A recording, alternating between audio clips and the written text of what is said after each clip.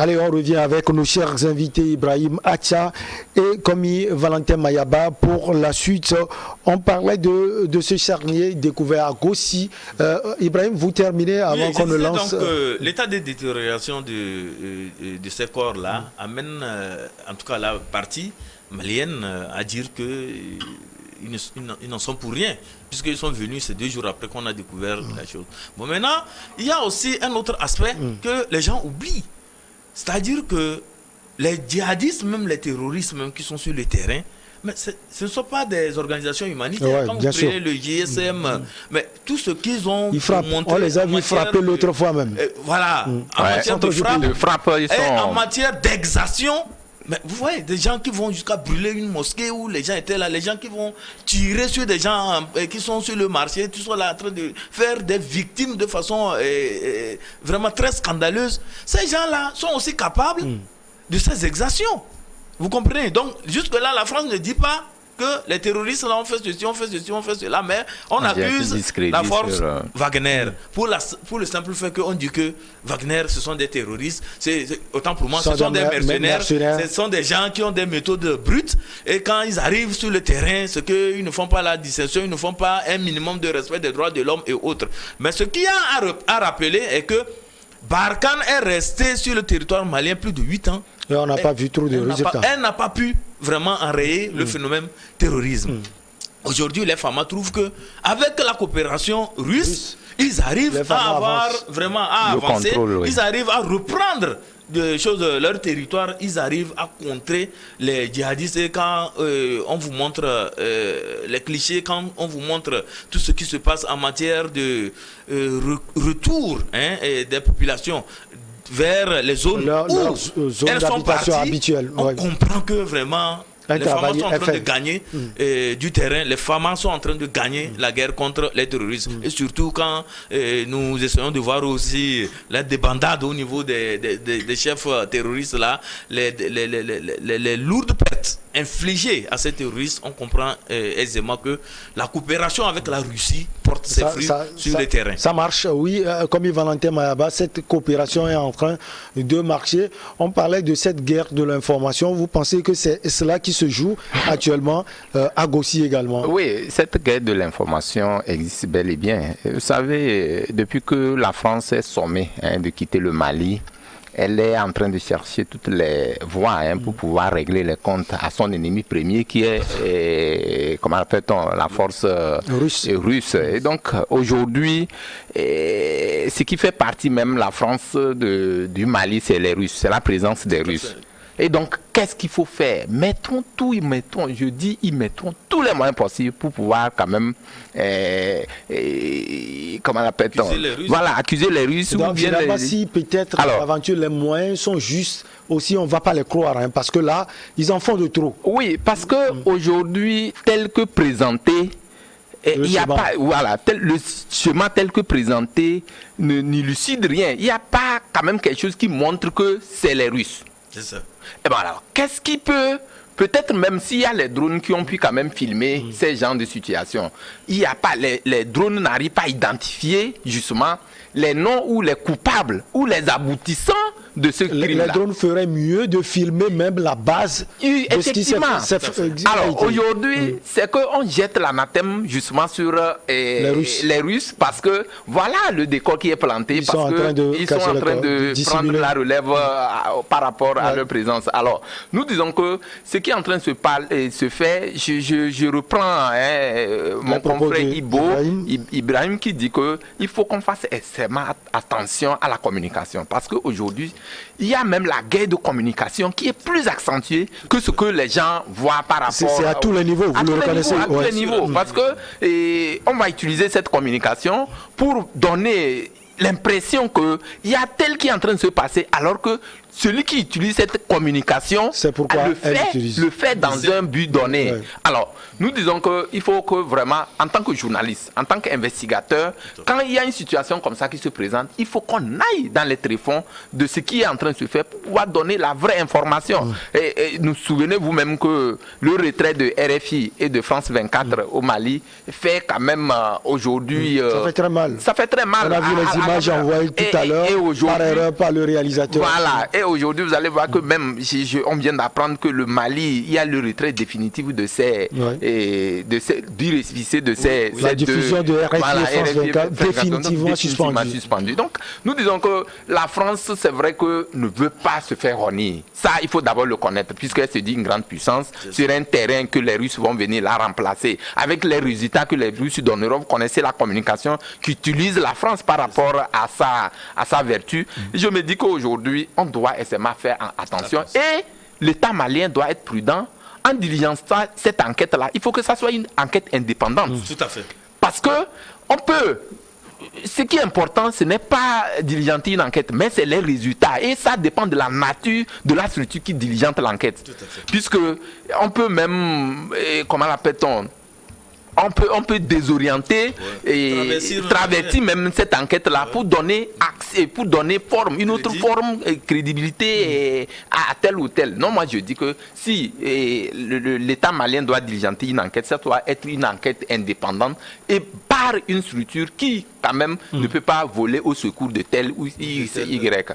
Mais le Mali reste toujours, et nous le disons, un État indépendant. Nous savions, avant même, après le départ de la France, nous savions que le Mali serait confronté à ces difficultés. Ça, il fallait s'attendre à ça. Ce n'est pas fini. Il y a d'autres problèmes qui vont arriver. Le Mali doit être prêt à affronter cette situation-là. Regardez, la France, Macron vient de remporter son deuxième mandat. Alors, il y a d'autres situations qui vont se présenter en Afrique, en l'occurrence, parce que l'Afrique, la France ne va jamais quitter l'Afrique dans des situations que nous connaissons. Et donc, il faut que nous soyons prudents. Surtout qu'à côté là-bas, récemment, il y a le Niger. Voilà, le Niger a déjà accepté. Le Niger, cette force française va vouloir faire de manière à ce que le contraire de ce qui se faisait au Mali puisse se produire là-bas pour se donner du crédit. Alors, maintenant, comment ça va se faire? Puisque le Mali et le Niger sont des pays frontaliers. Vous voyez la zone des trois frontières,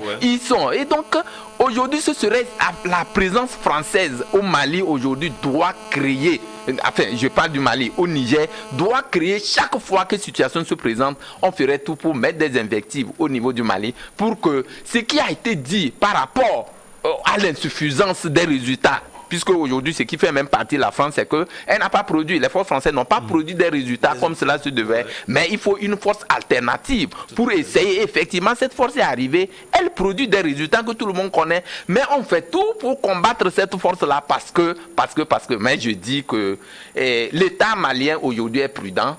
Ça veut dire que ce n'est pas tout, on prend au hasard. Et elle est en train de pouvoir se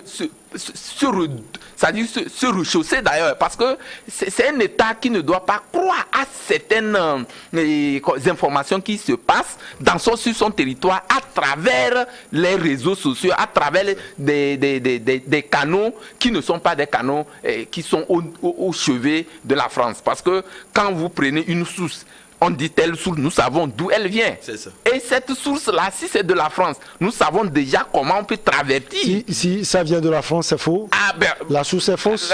Non, ce n'est pas forcément ça. Ce que tu dis est très fondamental, c'est par rapport aux sources d'information et la propagande qui se fait autour de la guerre. Tout à fait. Vous savez, il le disait très bien, c'est par rapport à l'image que chacun veut présenter de l'autre. Ah oui? La France voudrait qu'on dise que au niveau des FAMA, c'est le déboire.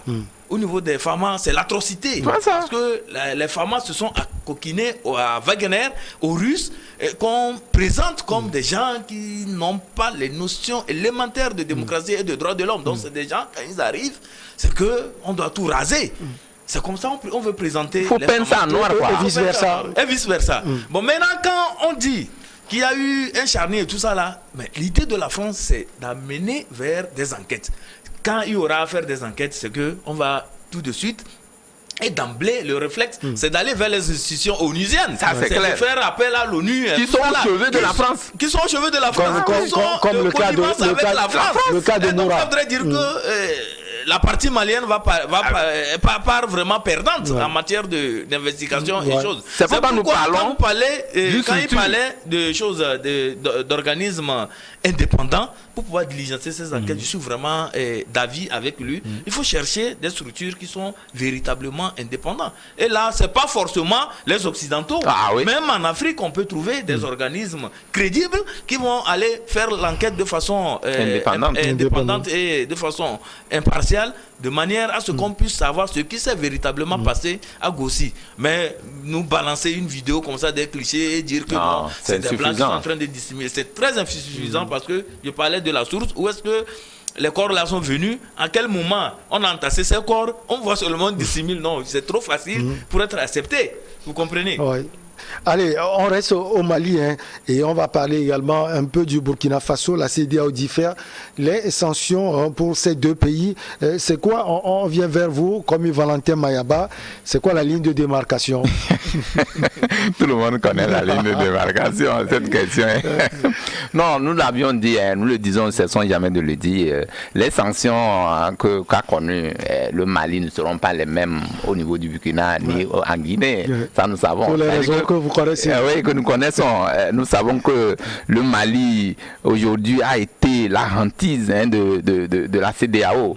Et cette question, quand vous le faites un peu, vous lisez dans les lignes par rapport dans les positions des chefs d'État de la CEDEAO, vous allez voir qu'il y a toujours certains qui sont pour, d'autres qui sont contre, parce que derrière, il y a une main. Nous l'avons dit ici que la CEDEAO ne travaille pas de façon indépendante. Parce que, je le dis, je le répète toujours, que les sanctions qu'a connu le Mali, le peuple malien, ou la junte, tout ce qu'il raconte, ça sort du cadre même de la charte de la CEDEAO. C'est-à-dire qu'on n'a jamais dit, je n'ai jamais lu dans la charte de la CEDEAO, quand il y a un coup d'État qui est gel d'avoir. Il n'y en a pas. Il y en a pas.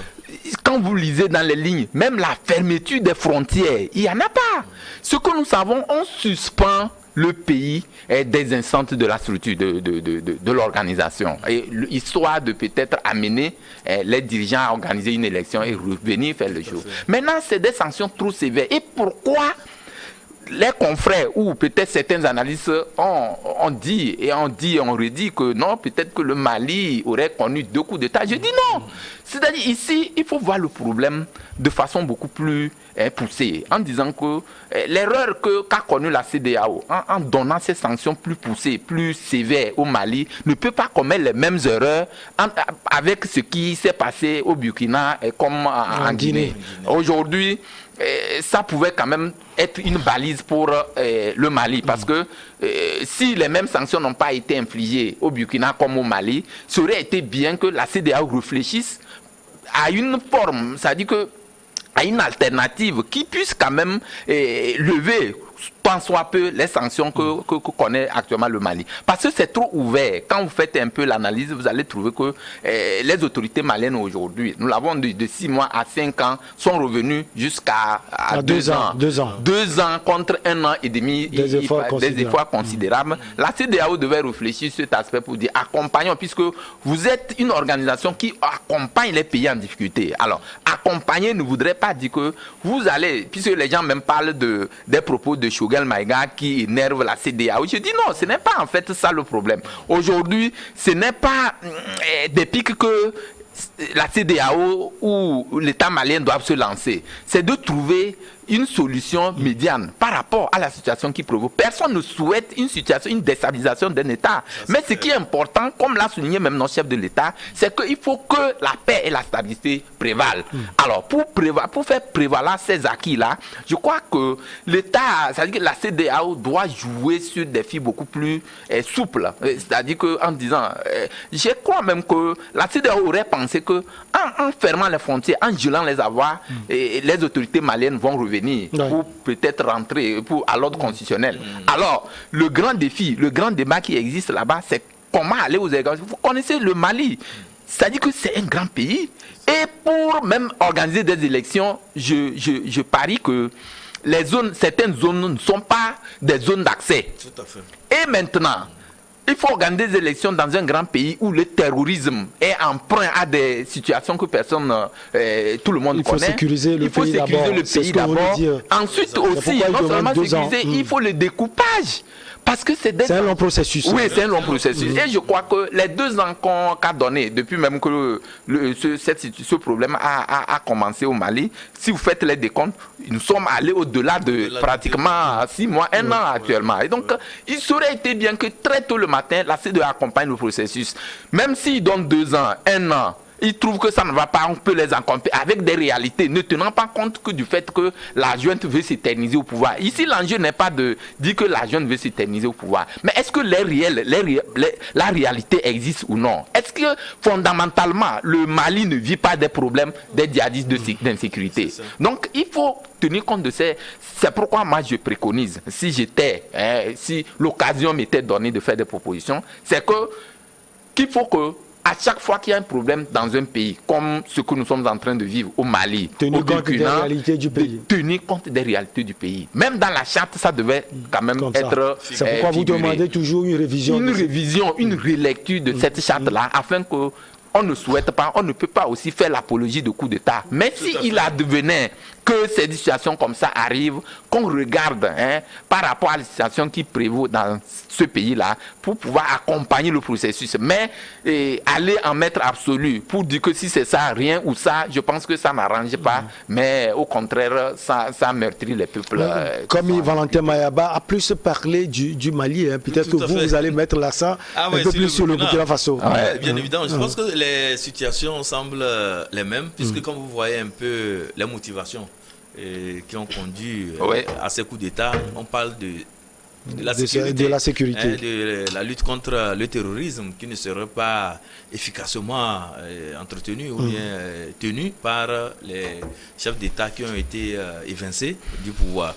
Donc pour le cas du Burkina Faso, ce qui a été dit par rapport à la non-tenue vraiment de l'agenda selon les désidérata de la CEDEAO, c'est que la junte au Burkina Faso estime qu'ils sont en consultation et les activités ou bien tout ce qui devait entrer en ligne de compte de ces consultations, ce n'est pas à proprement parler tenable dans un laps de temps. Donc il faut du temps pour pouvoir mettre en place les structures dégagé lors de ces consultations et le chronogramme qu'il fallait suivre aussi, il fallait vraiment assez du temps pour pouvoir aller en avant.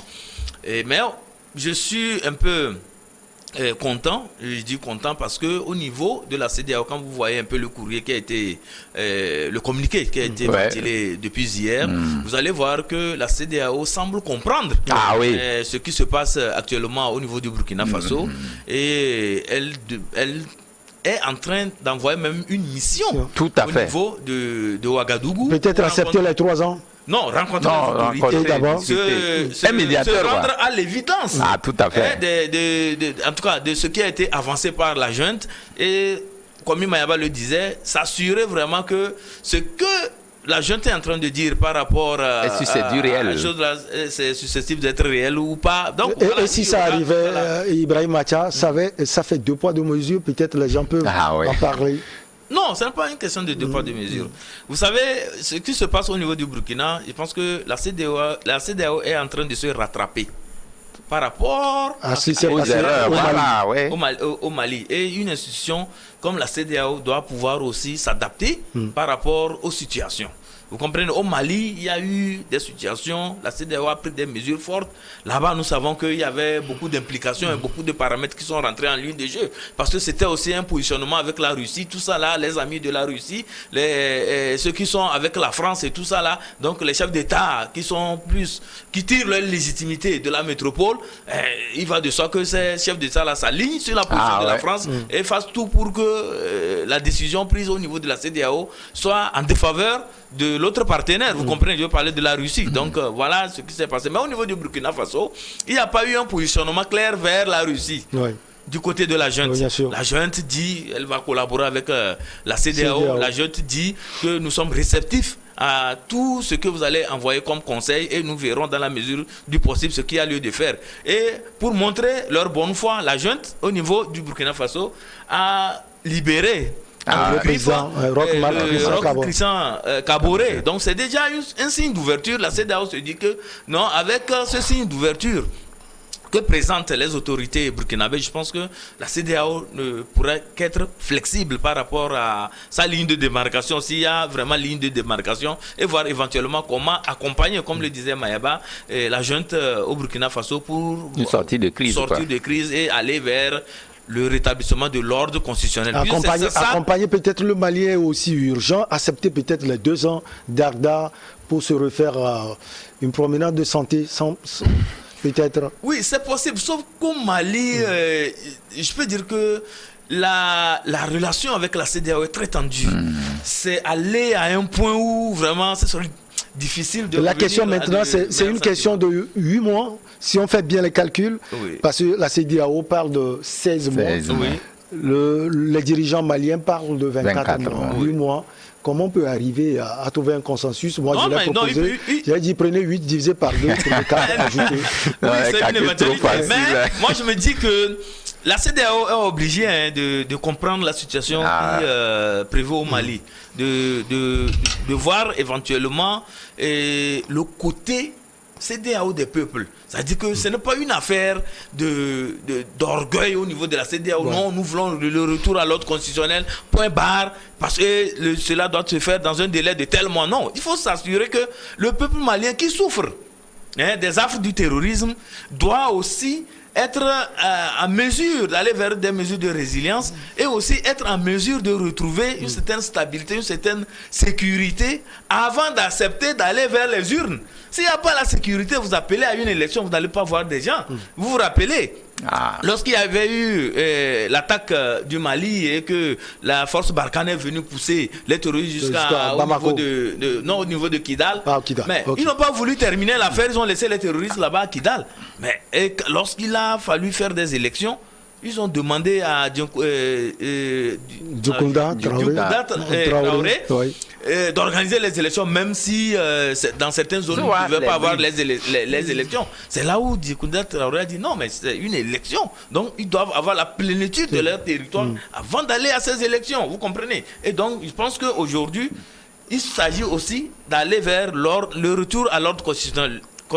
Le retour à l'ordre constitutionnel doit passer forcément par les élections. Et pour aller vers les élections, il y a beaucoup de choses à faire en amont. Beaucoup de chemin à faire. Vous comprenez, il y a beaucoup de chemin à faire. Donc la CEDEAO doit comprendre le problème qui se passe au niveau du Mali, faire un effort. Pourquoi pas aider le Mali à retrouver la plénitude de son territoire, à chasser, si c'est possible aussi, les terroristes là qui sont en train de créer des situations de crise au niveau du Mali, avant de voir éventuellement comment aller vers le retour à l'ordre constitutionnel. Sinon, si aujourd'hui, on décide, non, il faut une transition de 8 mois, une transition de 24 mois, mais ça serait décrété.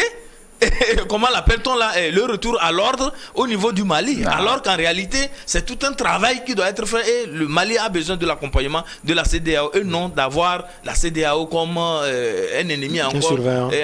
Non, pas un surveillant, puisque la façon dont la CEDEAO se comporte au Mali, ce n'est pas quelqu'un qui veut aider le Mali à s'en sortir. C'est un acharnement. C'est un acharnement. Ouais. Le mot même est lâché. C'est un acharnement et c'est comme même, on dirait même que la CEDEAO se constitue même à une autre force antagoniste au Mali. Et ça ne peut pas aller. Il faut plutôt aider le peuple malien, aider les autorités maliennes à sortir de la crise. Et ceci, je pense que la CEDEAO a ce devoir de le faire pour vraiment paraître aux yeux de la population comme une CEDEAO des peuples, pas une CEDEAO qui défend les intérêts de quelques chefs d'État. Et Ibrahim Mathia a parlé de ce couloir de discussion entre la CEDEAO et le Burkina Faso.